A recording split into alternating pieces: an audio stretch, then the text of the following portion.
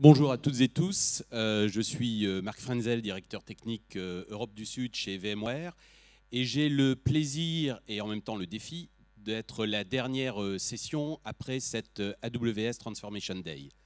Ce que nous souhaitons vous présenter maintenant, c'est dans la continuité de ce qui a été fait avec Formula One, des exemples de cas clients tels qu'ils ont pu utiliser ce service VMC en AWS pour mettre en place de nouvelles applications dans des objectifs purement d'innovation.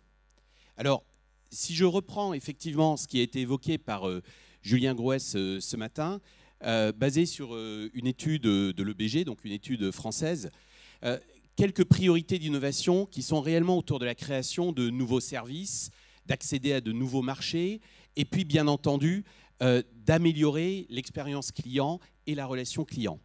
Et en fait, ce qui est intéressant dans cette étude, ce que nous avons voulu mettre en avant, c'est que si on prend le vecteur d'innovation au niveau de l'IT, c'est clairement, d'une part, améliorer l'expérience client. Et je pense que nombre d'entre vous vont se connecter sur le site de Formula One dès la fin de la journée pour voir effectivement ce que cela représente. Mais c'est aussi pouvoir accéder à un plus grand nombre de données, quelles qu'elles soient, issues d'un environnement d'entreprise ou d'environnement tiers, et enfin d'être capable de toucher les clients par toutes les manières. Et ça, c'est vraiment aujourd'hui des critères d'innovation. Et cette innovation, elle est portée par le déploiement et la conception de nouvelles applications. Et ça, c'est vraiment une tendance telle que vous l'avez entendue aujourd'hui. Qu'est-ce que cela représente? Quelles sont les nouvelles applications qu'on va mettre en place et qu'est-ce qu'elles vont apporter au niveau de vos clients, de vos utilisateurs? Alors, deux données que je voudrais mettre en exergue. La première, c'est que selon IDC, il va y avoir dans les 5 prochaines années encore plus de nouvelles applications déployées qu'il n'y en a eu dans les 40 dernières années.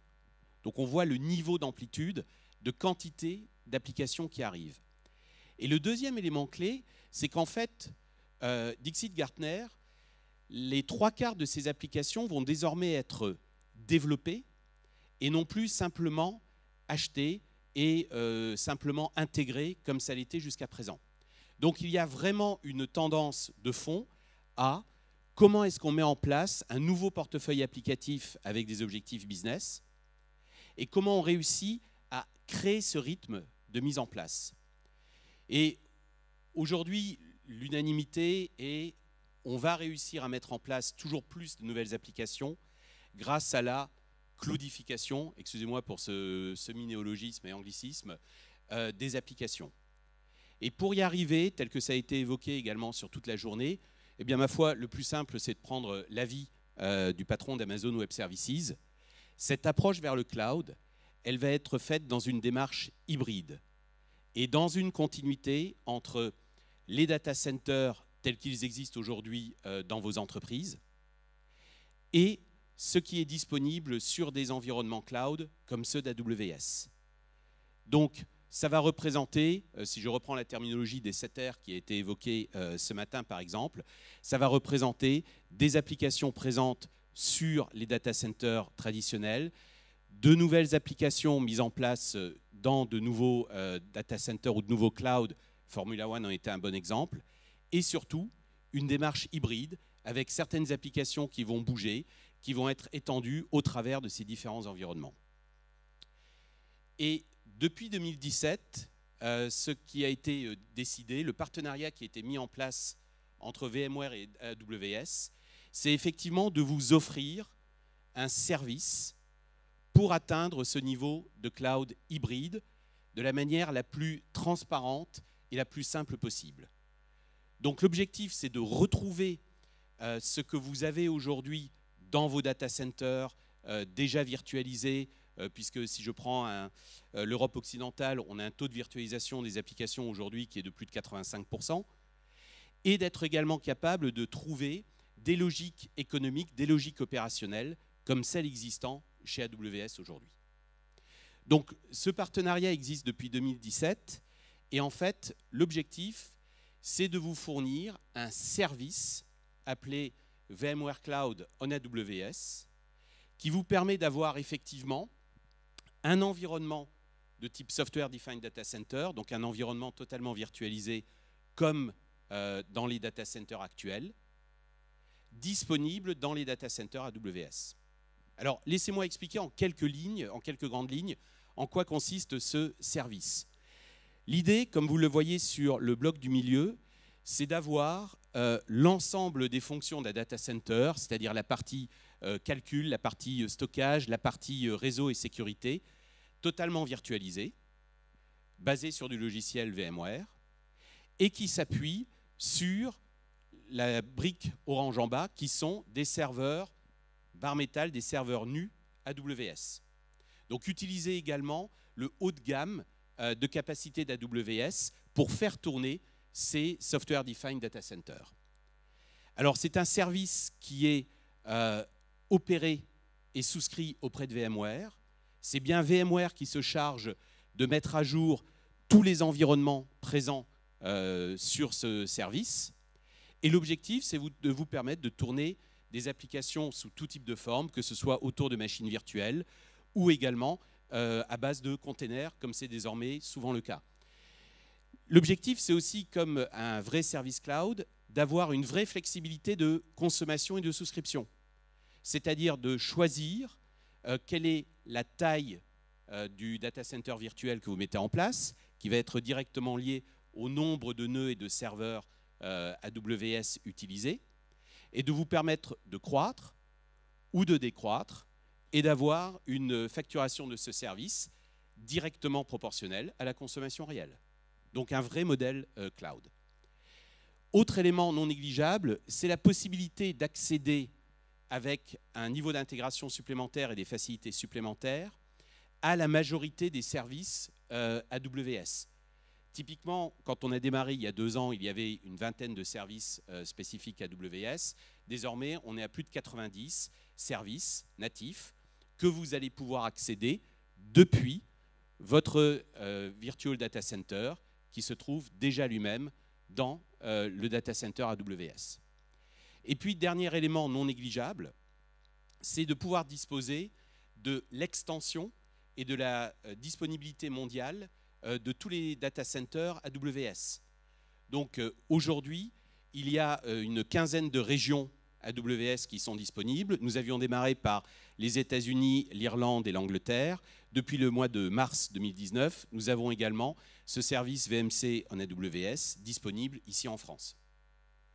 Donc, à nouveau, l'objectif, c'est de retrouver pour vous un Software Defined Data Center identique à celui que vous pouvez avoir dans votre environnement, disponible dans le data center AWS, sans vous occuper de quelque manière que ce soit de la partie matérielle, du provisioning ou autre, et de le souscrire comme un service cloud traditionnel.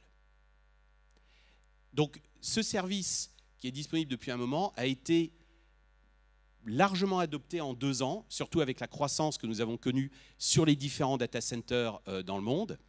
Et ce que je voudrais maintenant, c'est passer quelques minutes à vous donner des exemples de clients, à partager avec vous des exemples clients qui ont mis en œuvre ce service dans des objectifs de nouvelles applications ou d'innovation. Alors, c'est un service qui touche n'importe quel type de marché. Je vais démarrer avec un premier type de clients qui sont les clients autour de la santé. On a par exemple en Europe un réseau national de santé qui avait mis en priorité majeure la digitalisation au maximum des différents services de santé.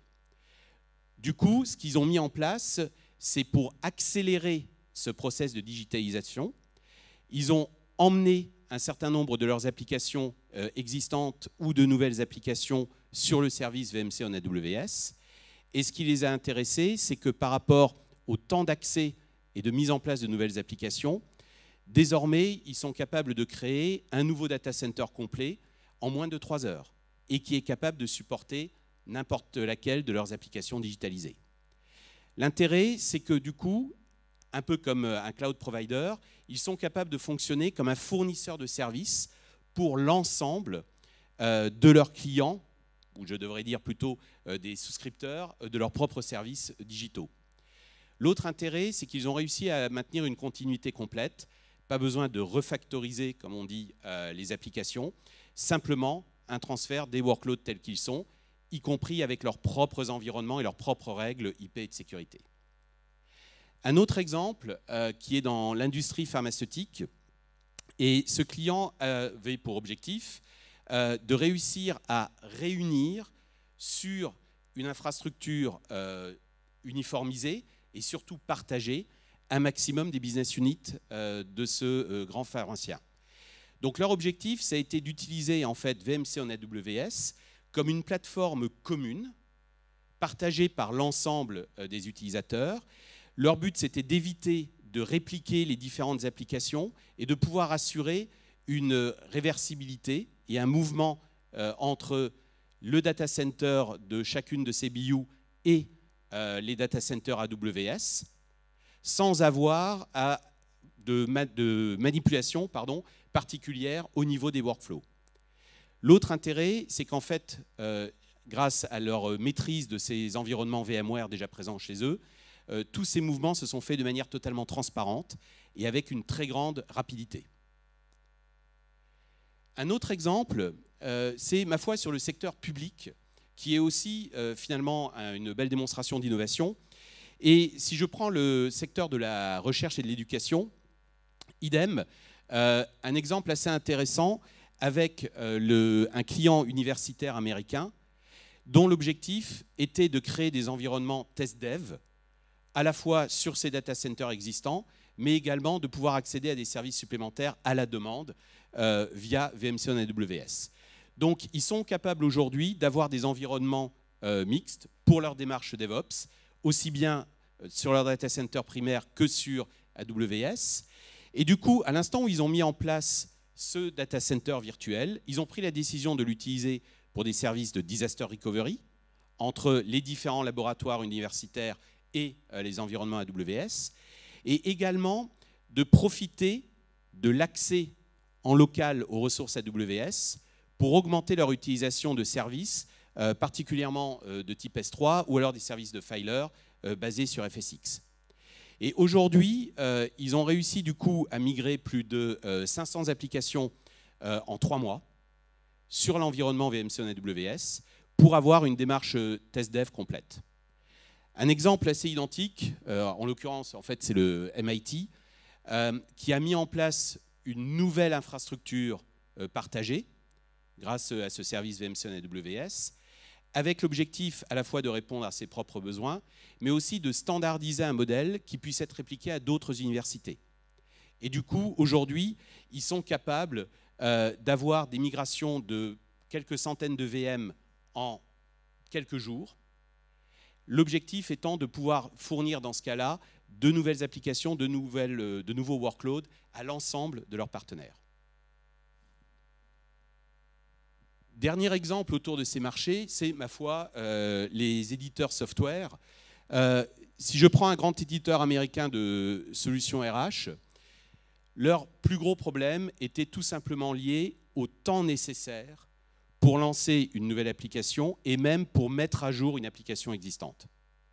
Pourquoi? Pour des questions assez basiques, ça a été également évoqué dans la journée, de provisioning manuel, aussi bien du matériel que des différents environnements logiciels.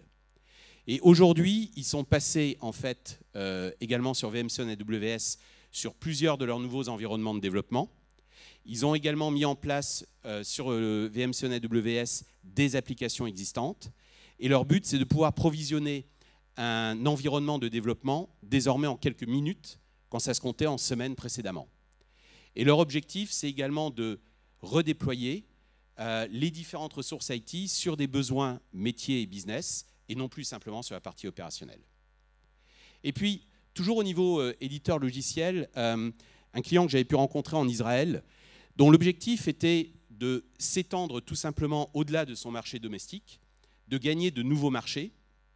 Et dans ce cas, il a utilisé 2 vecteurs, si je peux dire.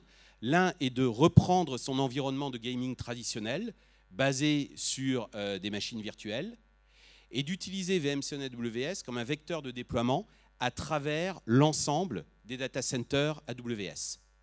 Donc aujourd'hui, leur objectif, c'est d'avoir un environnement de test dev complet, de surtout pouvoir passer très vite en production dès qu'ils ont mis à jour leurs différentes versions de jeu, et puis d'avoir la possibilité de migrer des VM entre n'importe quel environnement avec une vitesse élevée et surtout la plus totale transparence. Et aujourd'hui, leur objectif est d'avoir divisé par un facteur élevé leur temps de mise sur le marché de nouveaux jeux pour un retour direct sur investissement. Mais je parlais tout à l'heure de tout ce qui tourne autour des data et de l'impact aujourd'hui des data.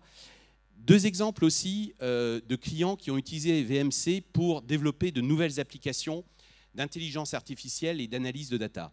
Le premier, sur le marché des transports, un client anglais, son objectif était en fait de mettre à jour et de créer une nouvelle application de gestion de tous ces matériels dans les dépôts.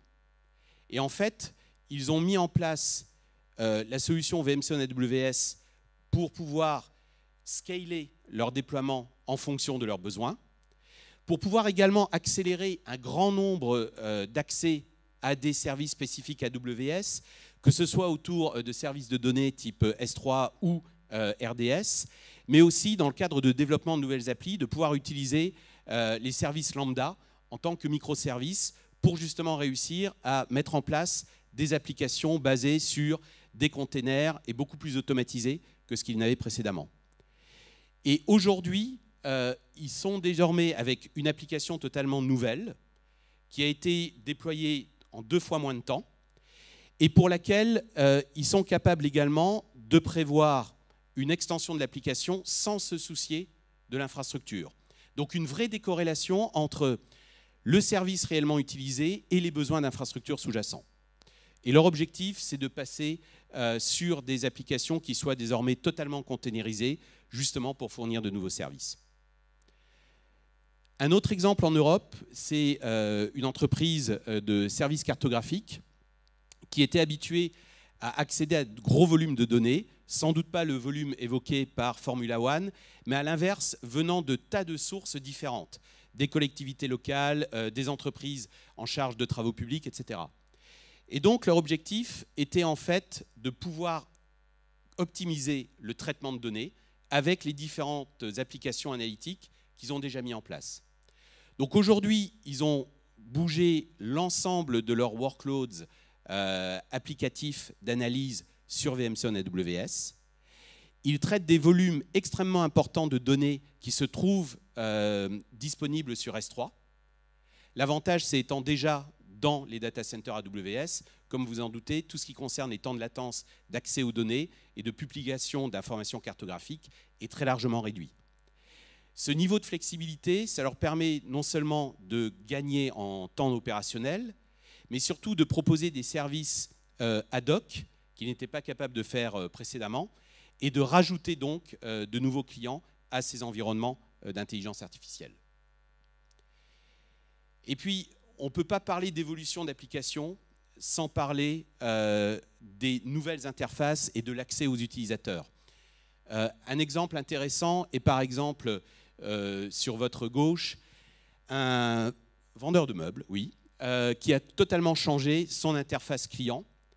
Et l'objectif pour eux était d'avoir à la fois une nouvelle application qui fournisse une interface disponible sur les mobiles de leurs clients, mais également, dès demain, d'avoir la possibilité d'une interaction directe sur les mobiles de leurs clients, en partageant des applications et en partageant le même portail applicatif entre leurs fournisseurs et les différents clients.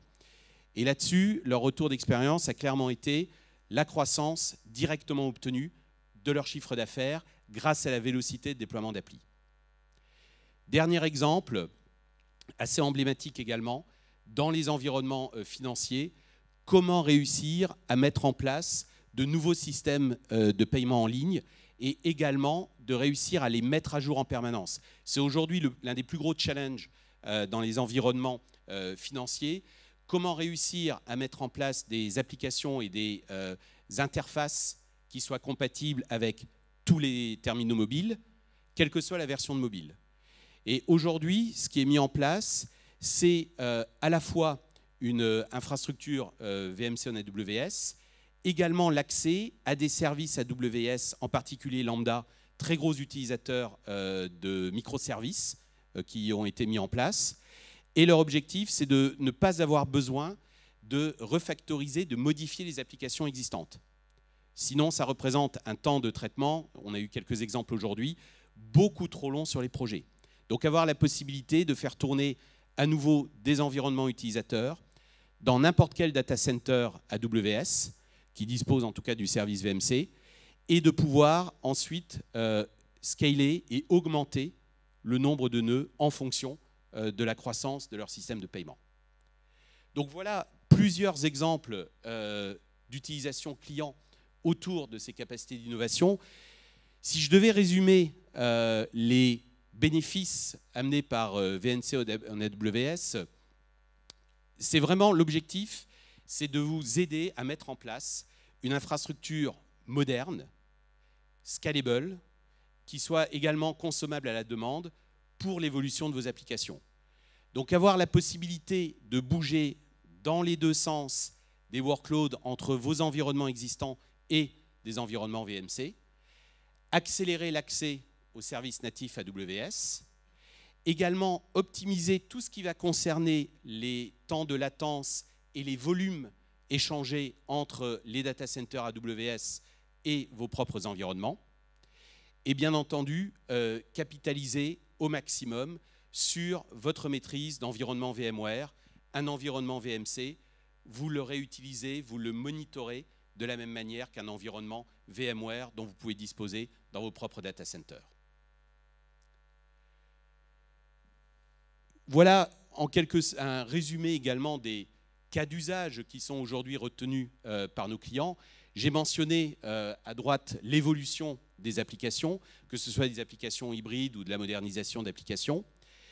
On a également beaucoup de clients qui mettent en place des systèmes de disaster recovery basés nativement sur leur environnement virtualisé habituel. Également des extensions de data center à la demande en fonction d'extensions géographiques, en fonction d'extensions de besoins particuliers. Par exemple, nous avons un grand client en Italie qui a basculé l'ensemble de ses environnements VDI sur VMC en AWS, afin justement de pouvoir évoluer librement par la suite. Et puis, bien entendu, tout ce qui va concerner les tests dev, afin de bénéficier d'un environnement similaire à la demande et que vous pouvez aisément éteindre et récupérer l'ensemble des données et l'ensemble des workloads dont vous avez besoin. Et puis, bien entendu, le dernier cas, c'est la migration cloud au sens large. Est-ce qu'il s'agit de migrer des data centers entiers, comme ça a été évoqué également dans la journée? Est-ce qu'il s'agit de migrer des applications? SAP en est un bon exemple, mais également Oracle ou Microsoft. Et puis, bien entendu, pouvoir travailler sur votre rafraîchissement ou sur toute évolution de votre infrastructure. Comment réussir à utiliser VMC en AWS comme un point de mise à jour de votre infrastructure sans avoir besoin de réinvestir dans les matériels. Donc voilà aujourd'hui les différents cas d'usage qui sont portés par le service VMC en AWS. Vous avez un grand nombre d'informations et l'essentiel des cas clients que je vous ai présentés qui sont disponibles également sur ces différents liens. Et puis, je vous invite aussi à nous retrouver, ainsi que les autres exposants sur le stand, pour ce cocktail de fin de journée. Voilà, j'espère que vous avez désormais une meilleure vue sur ce service VMC en AWS et que nous vous avons donné envie de l'utiliser. C'est à nouveau un des outils aujourd'hui les plus utilisés sur le marché pour moderniser aisément son infrastructure et assurer une évolution facile vers le cloud. Merci pour votre attention et bonne soirée à tous. Merci.